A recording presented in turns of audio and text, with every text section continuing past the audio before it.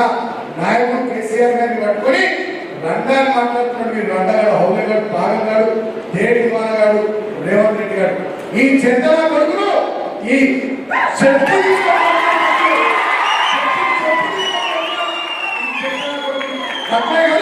మనకు సంస్కారం అంటే వస్తుంది, మనకు సంస్కారం అంటే వస్తున్నది. బిడ్డ పునర్కాలు రేవంత్ రెడ్డి నా కొడుకు ఖబర్దార్ మా కేసీఆర్ అంటే మా ప్రభుత్వం లేకపోవచ్చు లక్షల మందిలో పండగకి తొక్కుతున్నా నీ అదృష్టము మా తెలంగాణ ప్రజల దురదృష్టము ముఖ్యమంత్రి కొంచెం కూర్చున్నావు.